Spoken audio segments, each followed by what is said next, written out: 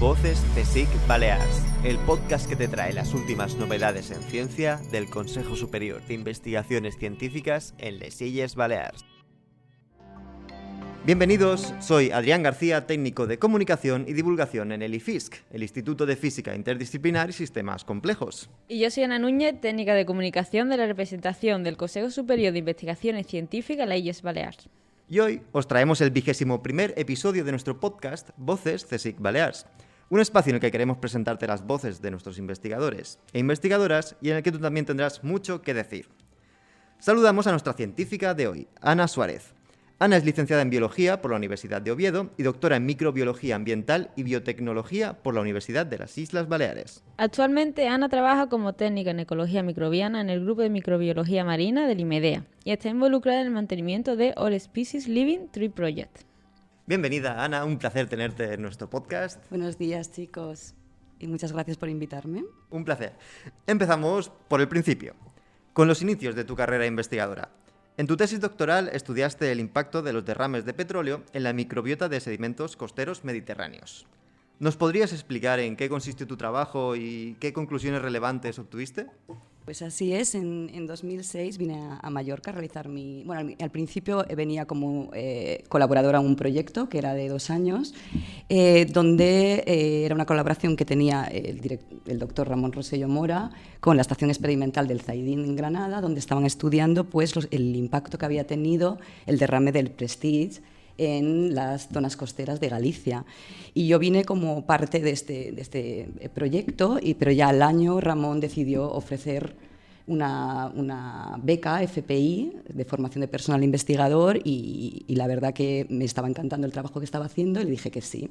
Entonces, la tesis, lo que hacíamos, ya conocíamos el impacto que estaba teniendo los derrames de petróleo en otras zonas, pues, a raíz del Prestige y de otros accidentes, ¿no?, que habían ocurrido, pero en realidad en el Mediterráneo no se tenía mucha información en aquel momento sobre el impacto que podría tener un derrame de petróleo en el sedimento, ¿vale? Hay que tener en cuenta que un 30% del petróleo que se derrama, aproximadamente, variará dependiendo del ambiente, acaba en el sedimento marino.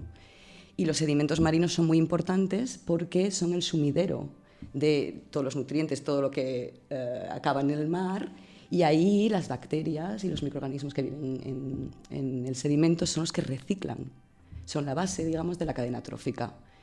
El mar Mediterráneo, además, pues tiene unas características que hacen que el impacto de la contaminación sea mayor. Una es que es una cuenca semicerrada, tiene una renovación se cree que de 100 años el agua, ¿no?, de la cuenca del Mediterráneo, y además soporta un tránsito de buques, de barcos, de transporte de crudo desde Oriente Medio hacia los puertos de Europa y de Estados Unidos. Y además se dice que es un hotspot de biodiversidad. O sea, en aquel momento, cuando yo lo estudiaba, se creía que contenía un 7,5% de la biodiversidad de animales marinos a nivel mundial y un 18% de la flora mundial, además de un 28% de especies endémicas. Con lo cual queríamos saber un poco más de este ambiente y del impacto que podría tener. ¿Y en qué consistió el experimento? Bueno, nosotros estábamos interesados en estudiar las bacterias reductoras de sulfato, porque son uno de los organismos que sabemos que tienen más relevancia en ambientes costeros, en sedimentos costeros, en la degradación de materia orgánica y de contaminantes. Entonces, lo que hicimos fue hicimos unos mesocosmos in situ en el norte de la isla, en Son de Marina, en un área a 12 metros de profundidad. Instalamos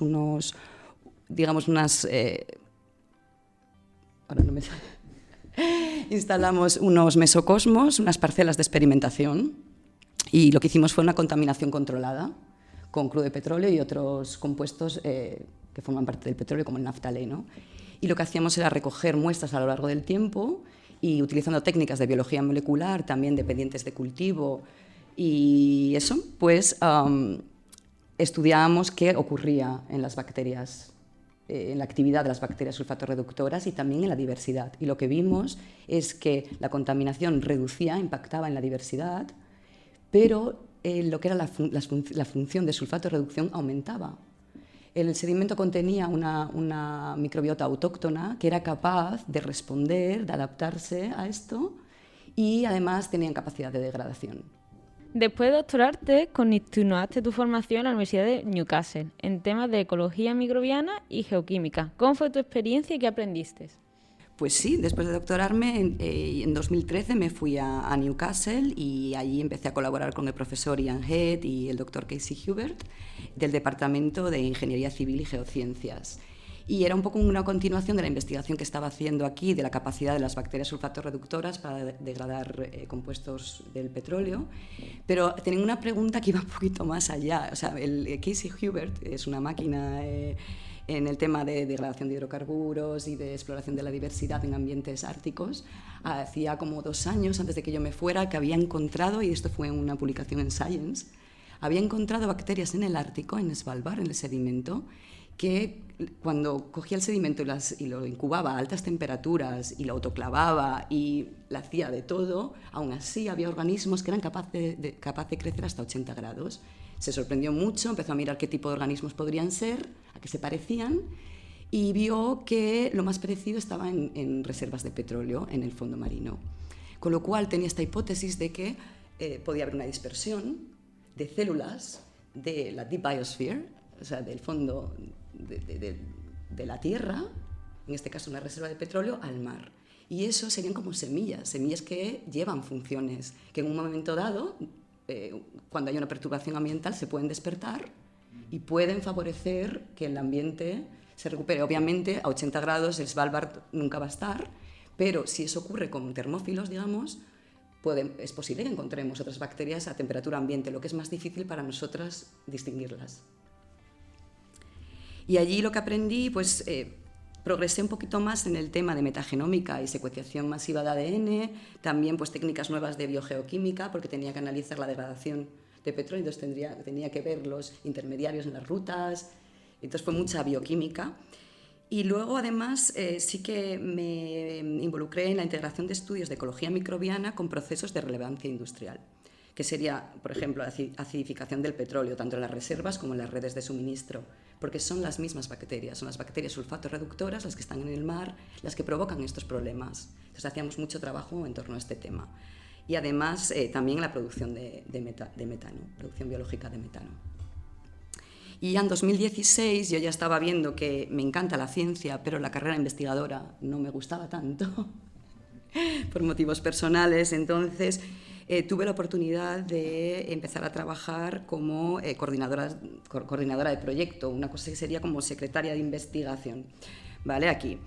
Y entonces esto fue porque quería enfocar mi carrera más a la gestión y apoyo técnico en proyectos de investigación y desarrollo.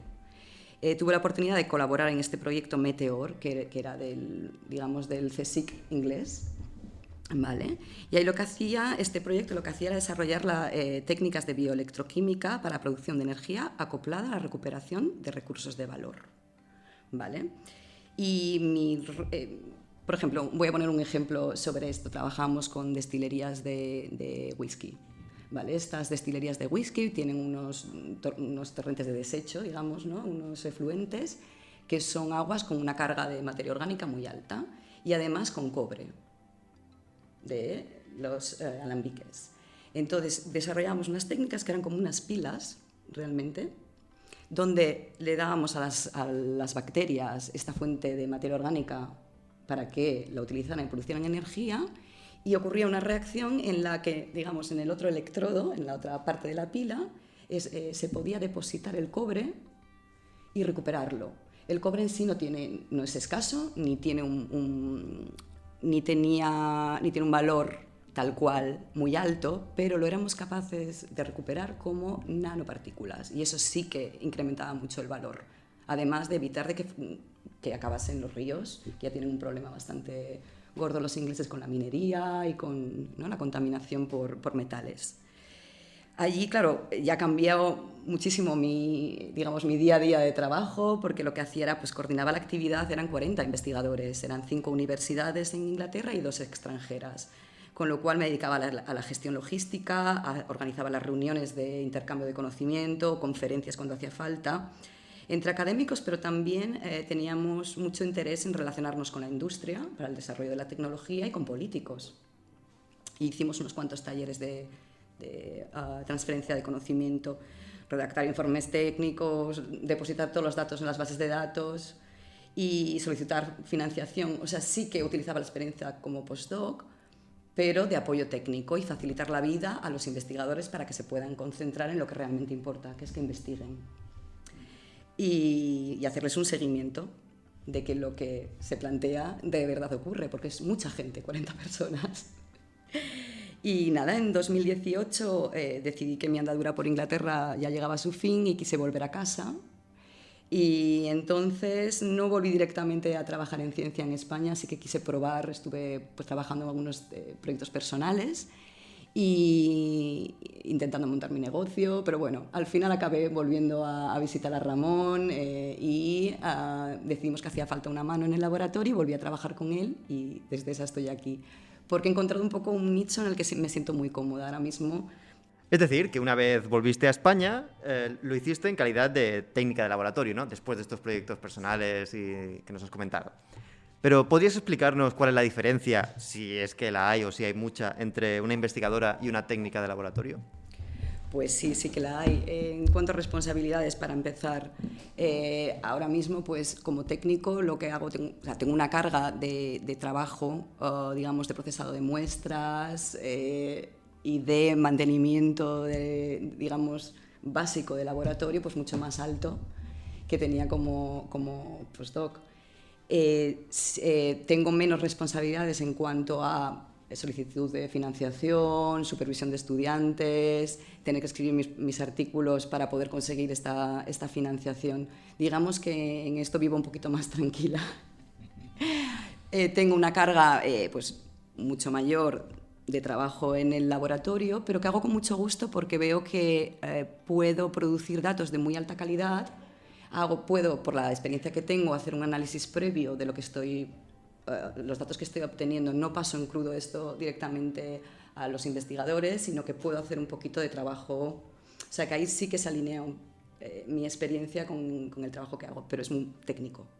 Bueno, como nos has comentado, te incorporaste al grupo de microbiología marina del IMEDEA con el doctor Ramón Rosselló Mora como encargada del análisis de biología molecular y microbiología para el proyecto Marbiome. ¿En qué consiste este análisis y en qué consistía el proyecto?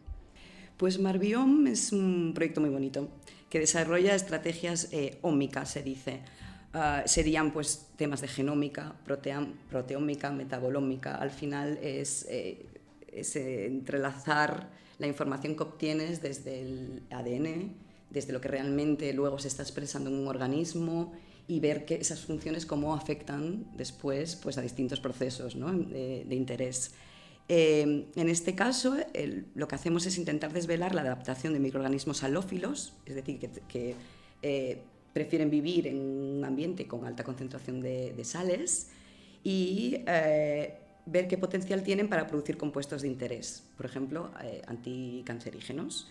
Y hacemos esta investigación principalmente en salinas, como podemos tener aquí en Mallorca, ¿no? Salinas de Campos, pero también en otras partes del mundo, y comparamos un poco, hacemos estudios de genómica comparada entre estos microorganismos. Y el trabajo que hago, pues, por una parte es de biología molecular. Por una parte lo que hago es crear colecciones de organismos que puedo llevar a cultivo. Y después lo que hago es identificarlos con técnicas de biología molecular. Y ya desde abril de 2021, pues comencé a ser la responsable de All Species Living Tree Project. Y esto es el All Species Living Tree Project comenzó en 2007 como un esfuerzo combinado entre el laboratorio de Ramón, ¿no? El Marine Microbiology Group de aquí del IMEDEA, con el Departamento de Ecología Microbiana del Max Planck Institute de Bremen y con el Departamento de Microbiología de la Universidad Técnica de Múnich. Y el objetivo es mantener una base de datos altamente curada de todas las secuencias de genes de ARN ribosomal 16S disponibles de bacterias y arqueas, o sea, de procariotas. Este gen es como, digamos, un DNI que podemos utilizar ahora, sería lo más próximo, lo que se me ocurre comparativo, para poder identificar bacterias y así poder comparar ambientes y ver qué hay, ¿no? Y lo que hacemos es reconstrucciones filogenéticas y proporcionamos, pues digamos, una base de datos curada para la comunidad. Hago una actualización cada 4 meses donde recojo todas las secuencias que se hayan ido publicando durante este tiempo. Normalmente estamos hablando de unas 450 especies que se suelen describir cada 4 meses.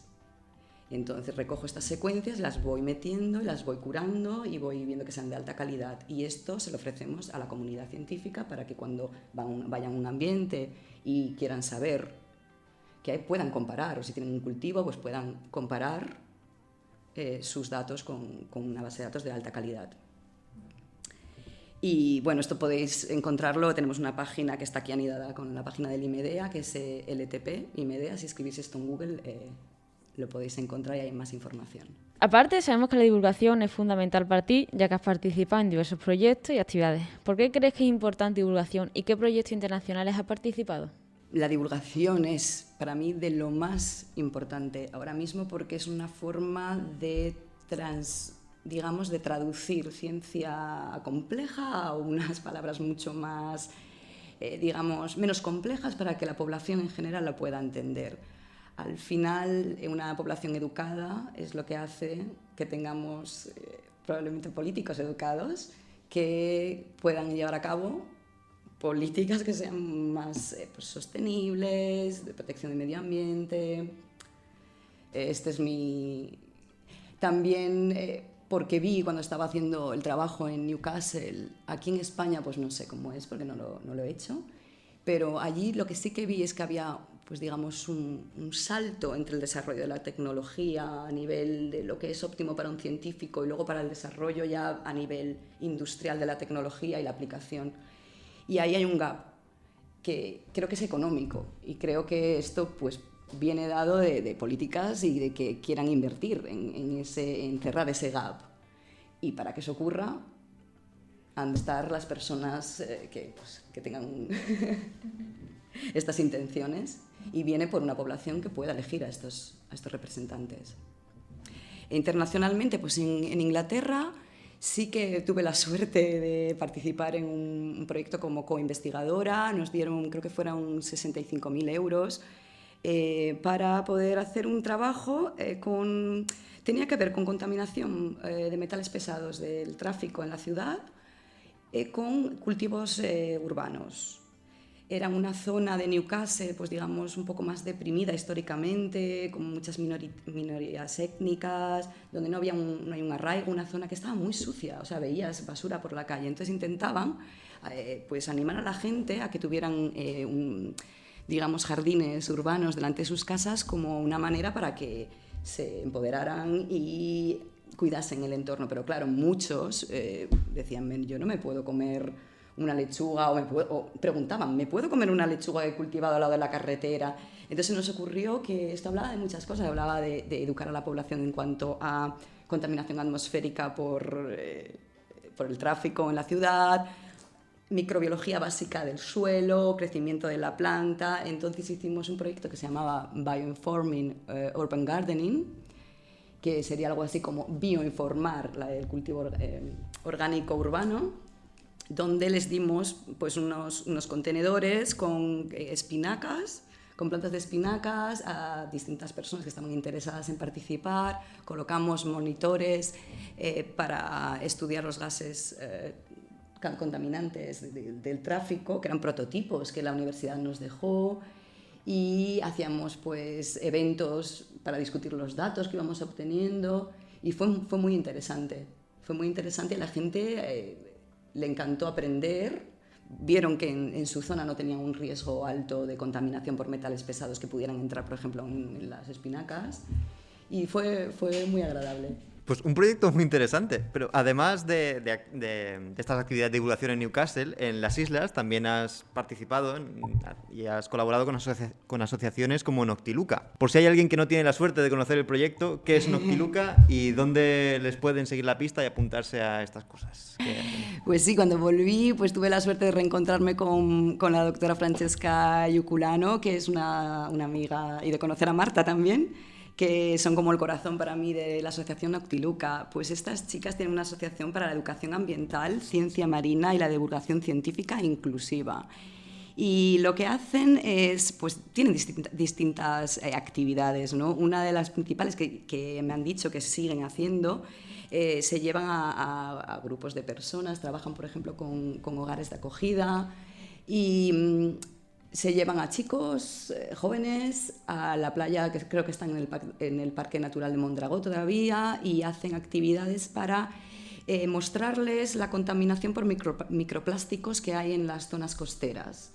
Entonces acercan un poco el método científico a la población en general, a la gente joven, y informan sobre los impactos de la contaminación por plástico, y son magníficas divulgadoras, la gente se lo pasa pipa con ellas. Yo me involucré porque cuando llegué buscaban a alguien que les ayudase a coordinar un festival, que fue el No Plastic, creo que 2, que ahí es donde coincidimos, Adrián, con los talleres que haces.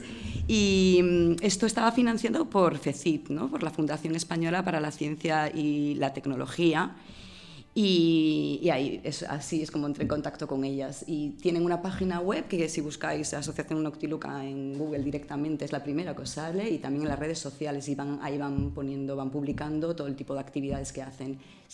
Me han chivado que hay intención de reanudar los festivales, donde invitábamos a gente de Baleares sobre todo, en distintos ámbitos en relación a la contaminación por plástico y la sostenibilidad de los sistemas costeros. Talleres para niños, para adultos, y además gratis. Acabamos con la pregunta clásica de nuestros podcasts. Imagina que te dan una buena suma de dinero para que montes el proyecto de investigación que tú quieras, sin que el presupuesto sea un problema.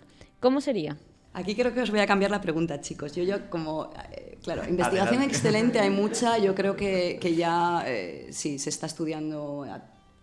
Probablemente se elegiría temas de sostenibilidad, de recuperación de recursos de valor desde residuos. Ese sería como probablemente a lo que iría. Yo creo que la basura es un fallo del sistema y mis esfuerzos irían hacia allá, enfocados como investigadora. Pero ahora, como soy técnico, lo que veo es que si tuvieran mucho dinero, lo que haría es reforzar un poco las bases que hacen, o sea, los pilares que hacen que la investigación sea excelente. Pues un mayor apoyo técnico, reducir la burocracia y la carga administrativa que tienen los investigadores, proporcionar mejores condiciones de trabajo para los postdocs y para los estudiantes de doctorado sobre todo. Y creo que esa es la mejor inversión que se puede hacer para llegar a la excelencia, ¿no?, en ciencia. Es curioso como hemos entrevistado a muchos investigadores e investigadoras de distinto perfil, pero yo creo que casi todos coinciden en reducir la burocracia y apoyar a la formación de doctorandos, doctorandas. Sí, creo que es lo que nos lastra ahora mismo para tener una investigación de mejores excelencias. Es una formación de personal técnico, pero además que haya suficiente ayuda y que los trámites administrativos también se puedan agilizar, digamos, ¿no? Y quitar un poco de las espaldas de los investigadores, que yo creo que lo que deberían de estar haciendo es investigar. Pues con esta reflexión creo que podemos acabar y queda un cierre estupendo. Ha sido un placer entrevistarte, Ana. Muchísimas gracias a vosotros. Hoy hemos aprendido el imprescindible papel que tienen los técnicos y técnicas de laboratorio a la hora de dar soporte al personal investigador. Además, hemos visto cómo los vertidos de petróleo afectan a los microorganismos y cómo mantener una base de datos sobre especies nos puede ayudar a su conservación. Os recordamos que la ciencia que se hace desde el Consejo Superior de Investigaciones Científicas Illes Balears no para nunca, nos seguimos escuchando. Mientras tanto, podéis seguir nuestras novedades en @CSICBalears en Twitter, Instagram y Facebook. Nos vamos, mientras la ciencia como vida seguirá abriéndose camino. Voces CSIC Balears, el podcast que te trae las últimas novedades en ciencia del Consejo Superior de Investigaciones Científicas en les Illes Balears.